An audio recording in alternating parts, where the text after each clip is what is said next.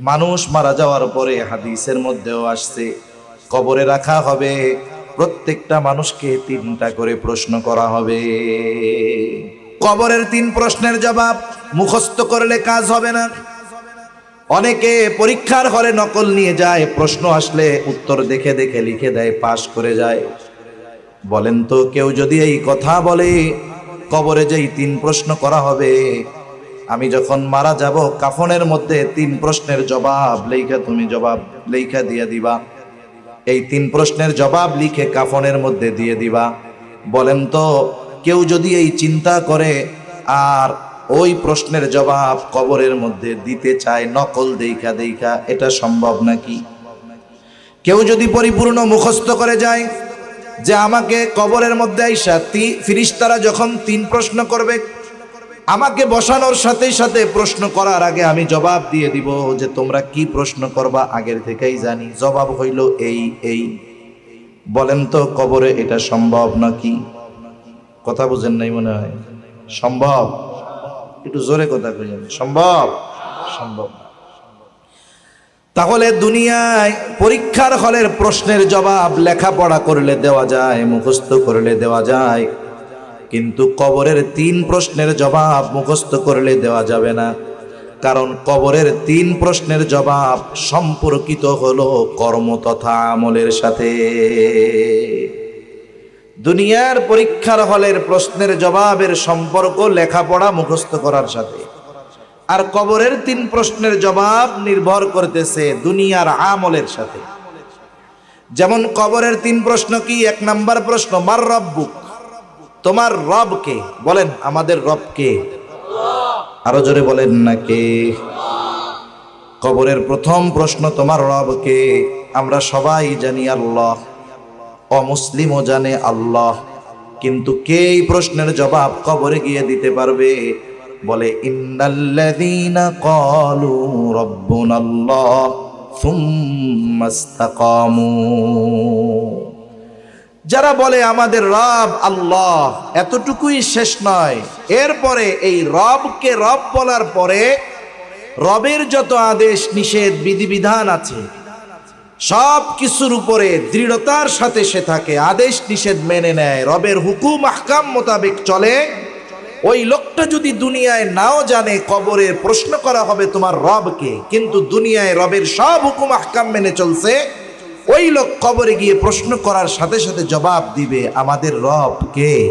আল্লাহ, আমার রব আল্লাহ। দ্বিতীয় প্রশ্ন করা হবে অমা দীনুক, তোমার দিন কি? এটা আমরা সবাই জানি, আমাদের দিন ইসলাম, কিন্তু জানার পরেও সবাই জবাব দিতে পারবে না।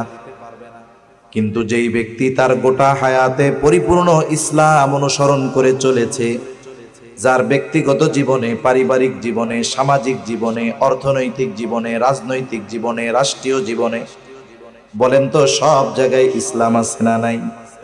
শুধুমাত্র রাজনীতির মধ্যে কিন্তু ইসলাম নাই। আছে তো নাকি? ও আছে। তাইলে তাহলে আমরা চিন্তা করি ইসলাম মনে হয় শুধু নামাজ, রোজা, হজ, যাকাতের মধ্যে সীমাবদ্ধ। নামাজ, রোজা, হজ, যাকাত ইসলামের অন্যতম মৌলিক কিছু বিধান, কিন্তু বাস্তবে ইসলামের আরো বিধিবিধান আছে না নাই?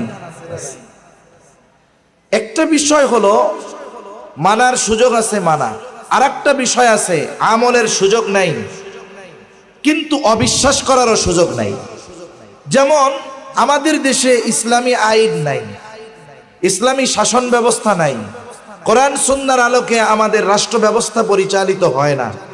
এখন কেউ যদি এই কারণে বলে যে কোরআন সুন্নায় ইসলামে রাষ্ট্র পরিচালনার কোনো ব্যবস্থা নাই, রাজনীতি নাই, কেউ যদি এটা বিশ্বাস করে, আমি বললাম সে বেঈমান, কোনো সন্দেহ নাই। একটা হলো মানতে পারতেছি না, আল্লাহর কাছে ক্ষমা চাই, আল্লাহ সুযোগ নাই, পারতেছি না, কিন্তু আছে।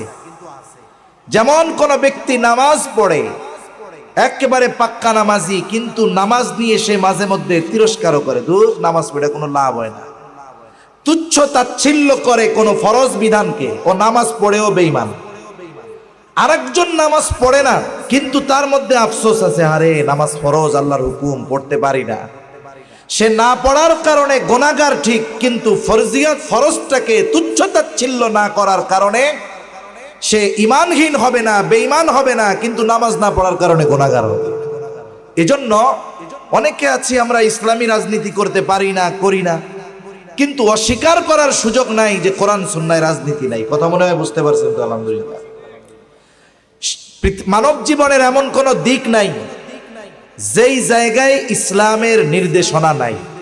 একটা পা ফালাবো ওইখানেও ইসলামের নির্দেশনা আছে না নাই? ইসলাম আমাদের জীবনের পারতে পারতে আছে। আপনি রাতের বেলায় আপনার ঘরের লাইটটা বন্ধ করে ঘুমাবেন, বাতিটা বন্ধ করে ঘুমাবেন, এটাও ইসলামে আছে। সুবহানাল্লাহ বলেন। নবীজি বলেন, রাতে যখন ঘুমাতে যাইবা তোমরা তোমাদের বাতি বন্ধ করে ঘুমাইবা, বিছানা ঝাড়ু দিয়ে ঘুমাতে হবে। হাদিসের মধ্যে আসছে, নবীজি বলেন তোমরা তোমাদের বিছানাটাকে ঝাড়ু দিয়া ঘুমাইবা। তাহলে যেই ইসলাম ওযু ইস্তেনজা কেমনে করতে হবে, কিভাবে ঘুমাতে হবে, বিছানা ঝাড়ু দিতে হবে, এই নির্দেশনা যেই ইসলামের মধ্যে আছে, বলেন তো সেই ইসলামের মধ্যে রাষ্ট্র পরিচালনার পদ্ধতি থাকবে না? এটা হতে পারে না। এখন আমরা যদি পরিপূর্ণ ইসলামী অনুশাসন মেনে চলি, মুখস্থ করা লাগবে না, প্রশ্নের জবাব দেওয়ার সাথে সাথেই সে বলবে আমার দিন হলো ইসলাম। সুবহানাল্লাহ। এবার তৃতীয় প্রশ্ন করবে। এক বর্ণনায় আসছে, নবীজিকে দেখিয়ে বলা হবে, মা হাদার রাজুলুল্লাযী বুইসা ফীকুম, এই ব্যক্তিকে যাকে তোমাদের কাছে প্রেরণ করা হয়েছিল। আরেক বর্ণনায় আসছে, নবীজির ব্যাপারে জিজ্ঞাসা করা হবে, ওমান নাবিয়্যুক, তোমার নবীকে? আমরা সকলেই জানি আমাদের নবী মুহাম্মাদুর রাসূলুল্লাহ সাল্লাল্লাহু আলাইহি ওয়াসাল্লাম। কিন্তু কবরে গিয়া এই কথা মনে থাকবে না, বরং যেই ব্যক্তি দুনিয়ায় নবীর সুন্নাহ অনুযায়ী জীবনকে পরিচালিত করেছে, সে সাথে সাথে জবাব দিবে ইনি আমাদের নবী মুহাম্মাদুর রাসূলুল্লাহ, অথবা বলবে আমার নবী হলেন মুহাম্মাদুর রাসূলুল্লাহ সাল্লাল্লাহু আলাইহি ওয়াসাল্লাম। তাহলে কবরের 3 প্রশ্নের জবাব নির্ভর করতেছে মুখস্থ পড়ালেখার সাথে না আমলের সাথে। এই যে দুনিয়ায় যদি ওই অনুযায়ী আমল করি, কবর ওই 3 প্রশ্নের জবাব দেওয়া যাবে, নাইলে সম্ভব নয়। নকল নিয়ে গেলেও জবাব দেওয়ার সুযোগ থাকবে না। এখন যে এই 3 প্রশ্নের জবাব দিল সে তো পাস না? পাস। আল্লাহ তাআলার পক্ষ থেকে ঘোষণা আসবে, সাদাকা আবদি, সাদাকা আবদি, ফাফরিশুহু মিনাল জান্নাহ ওয়ালবিসুহু মিনাল জান্নাহ ওয়াফতাহু লাহু বাবান ইলাল জান্নাহ। জান্নাতের পোশাক এনে তাকে পরিয়ে দাও, জান্নাত থেকে বিছানা এনে তার কবরে বিছায়া দাও, জান্নাতের সাথে তার কবরের সাথে একটা দরজা খুলে দাও। ফেরেশতারা তাকে বলতে থাকবে তুমি ঘুমাইতে থাকো যেমন করে নতুন দোলা ঘুমায়। আর এক হাদিসের মধ্যে আছে, তার কবরকে তার দৃষ্টিসীমা যত দূর যায় তত দূর পর্যন্ত বিস্তৃত করে দেওয়া হবে। এইগুলা দেখা ও মনে করবে এটাই মনে হয় জান্নাত, কারণ কবরে গিয়ে সে যে নিয়ামত পাবে এগুলোর কথাও কল্পনাও করে নাই। ও মনে করবে এটাই মনে হয় জান্নাত। ফেরেশতারা তাকে জানাবে না এটা জান্নাত নয়, বরং জান্নাতে তোমার জন্য এর চাইতে কল্পনাতীত নিয়ামতের ব্যবস্থা আল্লাহ তাআলা করে রাখছেন। স্বাভাবিকভাবে আমরা যদি ভালোটা থাকে এর চাইতেও বেশি ভালোটা গ্রহণ করার সুযোগ থাকে, অবশ্যই বেশি ভালোটাই আমরা কামনা করব। এইবার সে বলবে আল্লাহর কাছে, আল্লাহ তাড়াতাড়ি কিয়ামত কায়েম করেন যাতে আমি তাড়াতাড়ি আমার আসল জায়গায় যাইতে পারি। সুবহানাল্লাহ।